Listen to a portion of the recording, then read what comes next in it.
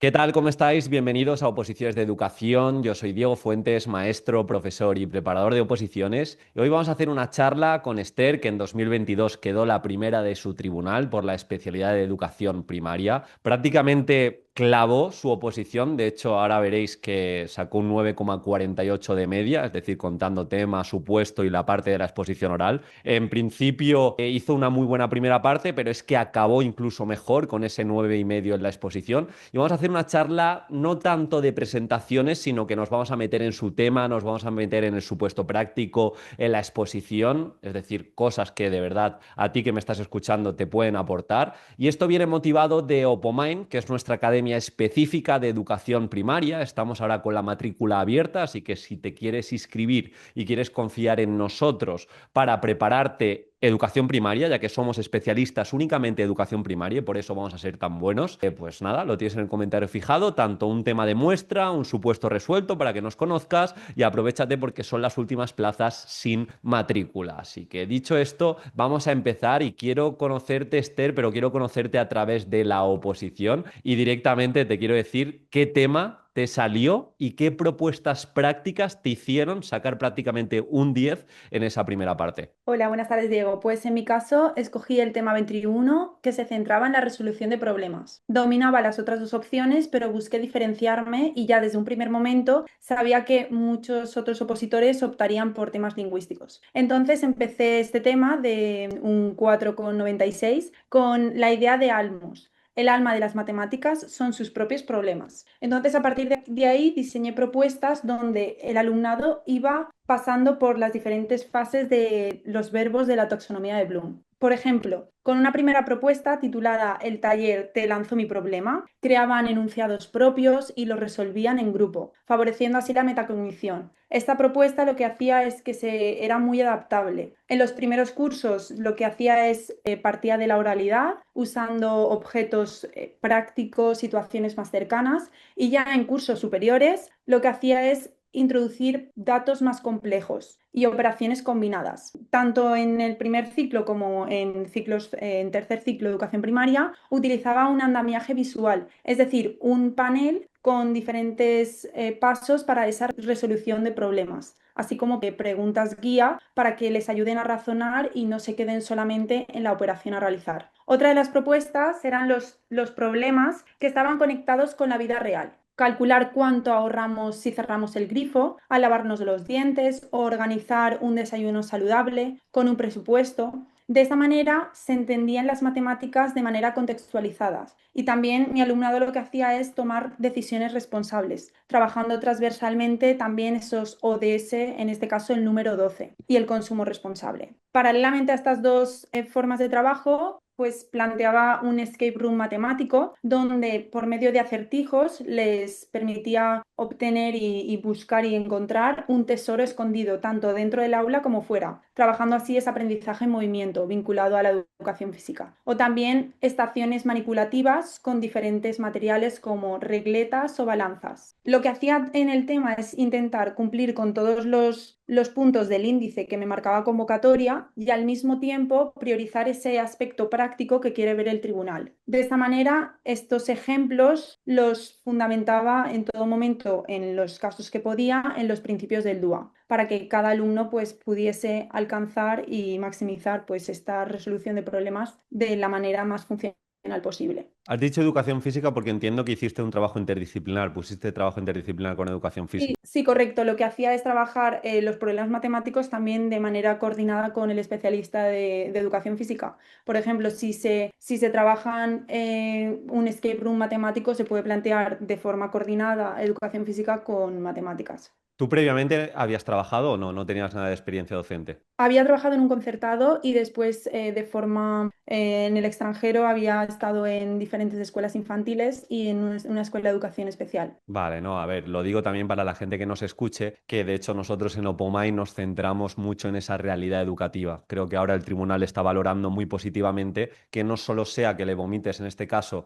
la teoría de la resolución de problemas, sino, como hemos visto, ejemplos concretos, cómo conecto esos problemas con la vida real, cómo conecto independientemente del tema, que si es más lingüístico, como has dicho, las otras opciones, lo conectes también con los ODS, los conectes con los retos del siglo XXI, lo conectes con las competencias, así que buscamos eso. De hecho, si os descargáis el tema de muestra, veréis que tienen ejemplos prácticos para cada comunidad. Si quieres, ahora damos un saltito al supuesto práctico, que es realmente el filtro. Te quiero preguntar en primer lugar qué supuesto te tocó y ahora nos vamos a detener también para que se lleve la gente elementos prácticos. Cada pregunta, ¿cómo la resolviste? De acuerdo. En mi caso me tocó un aula de primero de educación primaria, concretamente con 23 alumnos y bastante diversidad. Contábamos con un alumno con TEA, un niño sin escolarización previa, una alumna con alta capacidad, varios en proceso de evaluación y un nivel muy desigual en lectoescritura y expresión oral, tanto en castellano como en valenciano, ya que yo positaba en la Comunidad Valenciana. A eso se sumaba un componente emocional importante. De esta manera, pues en nada más leí el supuesto, me centré en qué legislación debía especificar y aparte, pues las propuestas prácticas que ya llevaba preparada de casa en gran medida, ya que me había preparado una especie de libretita con casuísticas diversas. Entonces me puse en la piel y respondí como si esa aula fuera mía, llevando todo a la práctica y sobre todo especificando cómo lo haría y por qué. Entonces, respecto a la primera pregunta, me pedían: ¿cómo promoverías en tu aula una convivencia positiva y relaciones afectivas enriquecedoras? ¿Qué estrategias usarías para implicar a las familias? Por un lado, para responder a esa convivencia positiva y relaciones afectivas enriquecedoras, organicé mi aula inspirándome en el modelo del aula del futuro del INTEF. Entonces, ejemplifiqué por medio de zonas como la interacción oral, ya que era uno de los puntos, de las dificultades que tenía mi grupo clase, zona de creación y cooperación para ese trabajo por rincones en primero de primaria y estaciones también multinivel para atender a la diversidad. Específicamente, implementé y desarrollé en ese supuesto práctico una zona de la calma con materiales sensoriales y cuentos sobre emociones. Entonces me centré en uno de los materiales que a día de hoy llevo a cabo en mi clase, que se titula El buzón del corazón. Es una rutina semanal en la que los niños y las niñas dejan, en este caso, como estamos en primero de primaria, de forma oral, por medio de palabras, mensajes bonitos, felicitaciones o quejas para así mejorar la convivencia. Entonces, estos gestos sencillos ayudaban a crear ese clima afectivo y seguro en el grupo. Paralelamente, para trabajar ese aspecto socioemocional, propuse un proyecto que llevaba a cabo en mi hora de tutoría, titulado La mochila de las emociones, que se basa en cuentos de Begoña y Barrola. Lo que hacíamos es compartir ese cuento conjuntamente y después favorecer esa expresión oral sobre las emociones. También teniendo un registro, un check-in emocional semanal que se enviaba también a las familias. ¿Para qué? Pues para implicarles, ya que era otro de los puntos que me demandaban. También para completar ese contrato familia-escuela, esa relación constante, aposté por talleres compartidos que se realizaban una vez a la semana en la primera franja horaria, desayunos con cuentos, es decir, en base a lo que tenía que trabajar, pues planteaba una cosa u otra, y ese diario emocional que se completaba con el buzón del corazón y el proyecto que te he comentado que se denominaba la mochila de las emociones. Y todo esto pues sin olvidar ese plan de convivencia y nuestra línea de acción tutorial, ya que en el supuesto hay que priorizar, es decir, ese supuesto práctico, la práctica, pero también hacer énfasis en esos planes, proyectos que tenga el centro. Sí, 100%. De hecho, estamos viendo que hay una tendencia en la sociedad donde cada vez se consumen más ansiolíticos, donde cada vez hay más suicidios. Indirectamente, en casi todas las oposiciones de este año 2025 han habido preguntas relacionadas con la educación emocional. Y de hecho, en Opomind tenemos de referente a Alba de Rincón de la Calma, que hace una formación en uno de los meses donde enseña a nuestros opositores a llevar de forma transversal todo lo que tiene que ver con la educación emocional, ya que no tiene que ver, en este caso, la educación emocional con aplicarla o la vas a alcanzar aplicándola en un trimestre en particular, sino que se tiene que trabajar de forma transversal y no hemos hablado de ello, pero sería también aplicar bien el programa Ruler, tener ciertas dinámicas para empezar la unidad didáctica y para acabarla, sin trabajarlo en algún momento, si se da esa emoción, pues llegar a un diálogo con el grupo clase y ver qué emoción es, etiquetarla, etcétera, etcétera. Así que es de vital importancia estar preparado en este punto emocional. En la segunda pregunta, me quiere sonar que está relacionada con la competencia lingüística y matemática en el aula, ¿no? En ese punto, ¿por dónde lo llevaste? Por un lado, la competencia lingüística intenté continuar porque en el enunciado me lo especificaba el programa de estimulación del lenguaje oral. Entonces añadí a esta primera aproximación actividades más complejas de primero de primaria, como pueden ser rimas o también continuar con estos articulemas para colocar bien la boca del programa Siembra Estrellas. Entonces, a partir de ahí, trabajábamos la conciencia fonológica y esa composición de oraciones para ir avanzando. También me enriquecía bastante y mencioné el método de hiperlexia para mejorar pues ese reconocimiento de las letras y esa escritura de primero de primaria, ese proceso de lectoescritura que se debe trabajar. Luego planteé dinámicas como el rincón del periodista para la expresión oral. Entonces, basándome en sus intereses, aquello que habíamos trabajado en el aula, escribíamos oraciones e incluso pequeños fragmentos tanto de forma individual como cooperativa. De esta manera, los niños y las niñas tenían un rincón donde pegábamos las diferentes tiritas de resumen de nuestra semana o del mes y así pues era una especie de diario de aula. Y también dentro de esta comunidad valenciana mencioné el proyecto que titulé La aventura de las letras, que era un proyecto que diseñé en base a las secuencias didácticas Segramín, que es un grupo de investigación de enseñanza de lenguas de la Universidad de Valencia. Y este grupo plantea propuestas didácticas que se basan en esa indagación, trabajo y después producto final. Y ejemplifiqué con una de las secuencias que se centra en el trabajo de la receta. Entonces, lo que hacía es experienciar dónde encontramos recetas, cuál puede ser la persona que lea recetas, por qué son importantes las recetas. Así veíamos su funcionalidad, las partes que tenía la receta. Después la trabajábamos en clase, mencioné diferentes técnicas de escritura y después ya cada niño o niña redactaba su receta de forma individual y también pues en diferentes equipos. De Muy esta bien. manera pues podía atender tanto a esos niños que tenían más nivel como a aquellos que necesitaban más apoyo. Muy bien. ¿Y en la competencia matemática, por dónde fuiste? Pues intenté también vincular ese trabajo manipulativo y vivencial y planteé un proyecto que se llamaba Matemáticas Vivas para interrelacionar las diferentes habilidades matemáticas. Entonces, por medio de diferentes tareas gamificadas, lo que hacía es que simulábamos compras y si completaban ese reto matemático obtenían una insignia. Con esto lo que hacíamos es que el aula se convertía en una especie de mercado y, por ejemplo, trabajaban ese sistema monetario con técnicas de role-playing. Entonces, ellos podían sumar, restar, cambiar, también pues vivenciar esas matemáticas desde su propio yo. También iniciaba, cuando me tocaba matemáticas, siempre incorporaba dinámicas como el número del día, porque estas formas de trabajo, pues eso, mediante ese diálogo del docente, pueden trabajar la descomposición del número, los amigos del 10, muy importantes en primero de primaria, el doble, la mitad o esos vecinos, cuál es el anterior, cuál es el posterior. ¿Qué pasa si yo a este número le sumo 1, le resto 1, le sumo 2? Entonces, de esta manera van interiorizando esa tabla del 100 tan importante en primero de primaria. Y nada, para trabajar pues esta competencia lingüística y matemática muy importante, siempre que ejemplificaba, aludía a esa casuística de diversidad que tenía en mi aula. Como te he comentado anteriormente, había una alumna dotea y también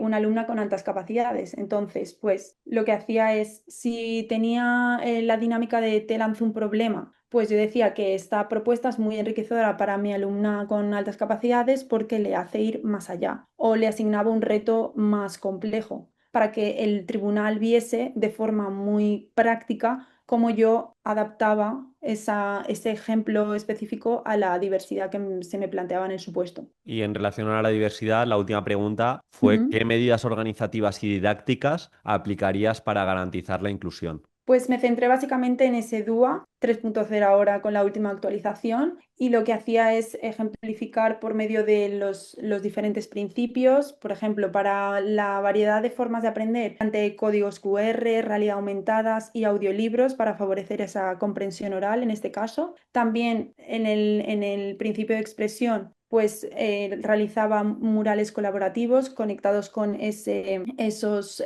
proyectos tanto matemáticos como afectivos y emocionales que te he comentado. Y por medio de esa competencia matemática, pues promovía el principio de implicación con las cartas de recompensas vinculadas a este área. También, por ejemplo, vinculado a este alumno con TEA, utilizaba la herramienta digital Dictapicto, que me permitía transcribir muy sencillamente pues, el enunciado de matemáticas, o si había alguna excursión, vamos al cine o vamos al teatro del pueblo. Yo le escribía la oración y de esta manera se transcribía a pictos y el niño lo entendía muy bien. Entonces, esta forma de trabajo le hace ver al tribunal que tú estás preparado para tu día a día. También para pues, poder trabajar esas medidas organizativas, utilizo en mi aula el Google Classroom, donde tenemos el crono, los alumnos del aula, y de esta manera pues la gestión del aula es más ordenada para todos, tanto para ellos como para mí. Y también esas medidas didácticas, mencioné la evaluación como un feedback constante y visual, sobre todo en este primero de educación primaria. Y como hemos dicho, porque de hecho tú participaste en Programa para Plaza y en Comunica para Plaza y una parte de tu éxito de la plaza se la debes a tu exposición y en concreto a tu programación, a tu hilo conductor,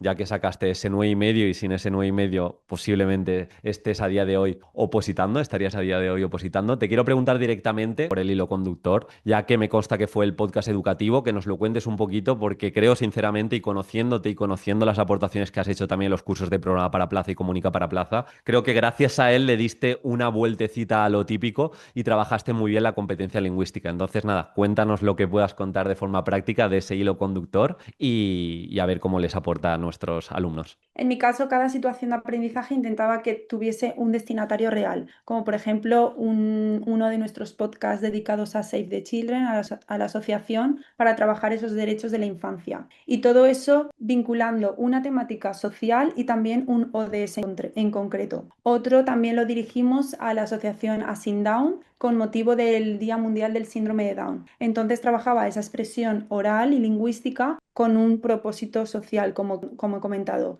¿Y qué herramienta utilizaba? Ese podcast educativo. También, por ejemplo, vinculábamos todo este proceso a nuestro entorno más cercano. Entonces, el podcast también se dirigía a esa radio local de nuestro municipio sobre entrevistas de salud u otros vinculados a temáticas sobre el Parque Natural del Río Turia, por ejemplo. Cada una de estas temáticas quedaba reflejada en uno de los materiales que valoraron muy positivamente y que titulé el pasaporte del podcast. Era un cuaderno visual que tenía cada alumno o alumna de mi clase y lo que hacíamos es ir sellando a modo de insignia cada vez que completábamos uno de los podcasts realizados. Entonces, con esta práctica promovía sobre todo ese principio de expresión del DUA. También integré la educación emocional con el programa RULEL que has comentado anteriormente, usando específicamente el material Moodmeter. Entonces, en momentos clave, antes de iniciar esa situación de aprendizaje o en momentos que yo veía que era necesario saber nuestro estado emocional, lo implementábamos y lo utilizábamos. Y con esta forma visual, los niños y las niñas sabían identificar si estaban alegres, tranquilos, o era el momento agradable o no tan agradable para empezar a aprender. Y con estas formas de trabajo vinculaba y potenciaba esa regulación emocional para estar preparados y podernos enfrentar a esas prácticas lingüísticas que planteamos en el aula. Vale, has destacado el hilo conductor, que es el podcast, has destacado también que de forma transversal llevaste el programa Ruler, pero podrías también tres ideas potentes que piensas que también gustó y que el tribunal te compró. Otra de las ideas que impactaron en el tribunal fue el uso de la robótica educativa en mi programación. Vinculaba la gramática con ese pensamiento computacional, es decir, si tenía que trabajar en los sinónimos y los antónimos, planteaba un mantel con diferentes situaciones, entonces mi alumnado dirigía el pivot hacia la casilla correspondiente. De esta manera se interrelacionaba esa percepción espacial y los contenidos lingüísticos, interrelacionando también pues áreas de aprendizaje como son la lengua y matemáticas. Del mismo modo, llevé un cuaderno de tutoría emocional que recogía dinámicas que utilizábamos en ese viernes de tutoría, y con estas prácticas también intentaba pues atacar a ese desarrollo socioemocional y también a esa gestión de aula para que mis alumnos fueran poco a poco siendo lo más competentes en ese seguimiento emocional y regulación, como he comentado. A este se sumaba un cuaderno de evaluación que los miembros del tribunal valoraron como muy positivo, ya que hicieron unas fotos sobre algunos de los recursos que integraban, como por ejemplo las rúbricas que tenía para cada una de las situaciones, los tickets que integraban también respuestas tanto emocionales como más centradas en el contenido y que tenía diferentes modelos, como por ejemplo, pues me he sentido muy alegre o con mucha emoción cuando el pivot se mueve y se para en la casilla correspondiente. Y todo esto lo acompañé para que tuviese sentido y que lo comprendieran de manera más aterrizada en el aula, con un plano que también fundamenté en el aula del futuro del INTEF, como he comentado anteriormente con el tema del supuesto práctico. Vale, hemos visto sobre el papel cómo tenías la programación. Ahora quiero entender cómo te preparaste la exposición, porque el documento puede estar genial, pero en última instancia la nota va de la defensa. Efectivamente, intentaba mostrar siempre mi identidad docente, quién era yo dentro del aula. Entonces, desde un primer momento que empecé a redactar ese documento de exposición, lo hice poco a poco. Me centré específicamente en las metáforas para iniciar la situación de aprendizaje, como tú has comentado en diferentes momentos en los webinars, en las imágenes mentales que podía yo hacerle ver y viajar un poco a los miembros del tribunal para que conectaran con mi contexto en el que yo planteaba mi programación. Preguntas retóricas para que volvieran a conectar y sobre todo ese inicio y cierres impactantes. Arranqué diciendo de manera concreta, para mí educar es como musutruk, una palabra en euskera que significa dar algo sin esperar nada a cambio. Y eso es lo que intento hacer cada día como maestra, ofrecer lo mejor de mí para que cada aprendizaje con esta forma de introducción desarrollé ya todo mi contexto, mi temporalización, la metodología, la evaluación, esa primera parte de los 30 minutos y luego conecté con ese cierre circular, cerrando otra vez aludiendo a esa palabra en euskera que hacía énfasis en no esperar nada a cambio. También, dado a mi personalidad y mi nerviosismo interno, ensayé muchísimo, muchísimo para tener todos los puntos bien estructurados y contar con ese tiempo para no sobrepasar ni tampoco quedarme corta. Y eso lo que hacía es que a mí me transmitiese seguridad y que tenía muchas ganas de transmitir mi yo docente, como he dicho anteriormente, y todo lo que había detrás de mi programación. No solamente ese hilo conductor, sino ese enfoque transversal de la educación emocional y sobre todo ese impacto social sobre lo que trabajábamos en el aula, cómo se iba a extrapolar a la vida diaria de los alumnos y los cambios que iba a tener en su contexto más cercano. Estamos acabando ya, pero sí que te quiero preguntar, porque lo van a vivir los opositores y las opositoras que vayan a primaria o cualquier etapa de especialidad, esos momentos de bloqueo, esos momentos de falta de motivación. Ahora al principio, si se ponen en verano o se ponen en septiembre, van a tener esa inercia positiva y es fácil estar motivado o a principios de año, pero llegan esos momentos en los que es el día de la marmota, te levantas todos los días igual, te falta claridad. Te quiero preguntar directamente por estos momentos. Tú cuando estabas bloqueada, cuando sentías que no tenías motivación, ¿qué hacías para seguir adelante? Cuando me bloqueaba, intentaba pensar en mi yo como maestra dentro del aula, eso que tanto me llena, estar con los niños, ver las dificultades, acompañarlos sobre todos, y pensaba que ese proceso valdría la pena. También me establecía objetivos a corto plazo, es decir, a final de la semana, qué recompensa podía tener si había cumplido con todas las tareas que debía marcar y tenía que entregar, por ejemplo, a mi preparador. Pues en ese caso me daba pequeñas recompensas y me ayudaban a completar esa semana, cerrando con esa actividad más de placer del fin de semana y ya retomar la siguiente. Y en cuanto a la falta de motivación, me apoyaba bastante en mi entorno, sobre todo en una amiga que también depositaba de inglés, y nos dábamos pues ese impulso mutuo pensando en esa recompensa que he comentado anteriormente, que era obtener esa plaza a la primera. Bien, y para acabar te quería preguntar porque esto le puede ayudar a los opositores de cara a hacer supuestos prácticos. Últimamente los supuestos van muy al grano, te piden problemas reales de aula, problemas que se encuentra incluso el propio tribunal. Entonces, ahora que ya llevas 3 años siendo funcionaria, ¿qué problemas reales te encuentras en el aula? Y si quieres decirme algunas soluciones y ya con esto acabamos. Las aulas me he dado cuenta que cada vez son más heterogéneas, entonces como docentes debemos estar preparados y ser súper prácticos y tener esa capacidad de improvisación para poder adaptar una misma actividad a diferentes niveles. Entonces creo que en la diversidad nos debe acompañar y también nos debemos apoyar en ellas. También la gestión del grupo creo que es otro de los puntos fuertes que debemos contemplar porque en un grupo podemos tener alumnos muy motivados, que tengan mucha implicación familiar y otros que su contexto no sea tan favorable. Entonces hay que intentar equilibrar y pues apoyar desde nuestras posibilidades las dos realidades para que cada niño o niña avance. También el tema de la falta de tiempo es otro de los hándicaps que nos encontramos y también los recursos personales que tenemos en el centro. Entonces, como tutora, pues debes organizar tu aula, decir, vale, ¿qué metodología voy a implementar para poder maximizar la actividad que quiero llevar? Pues, por ejemplo, hago uso de esas estaciones de aprendizaje. Entonces, intento que mi alumnado vaya trabajando esos equipos, los diferentes cambios que deben realizar y de esta manera no solamente puede haber una misma actividad en ese momento, sino cuatro funcionando y maximizas así el tiempo. Entonces creo que tenemos que ser flexibles cada vez más, adaptarnos a esa realidad del presente y sobre todo dar las ganas y nuestro granito de arena para que todos avancen y podemos apoyarnos tanto en todo el equipo docente como también en las familias que pueden venir al aula a poder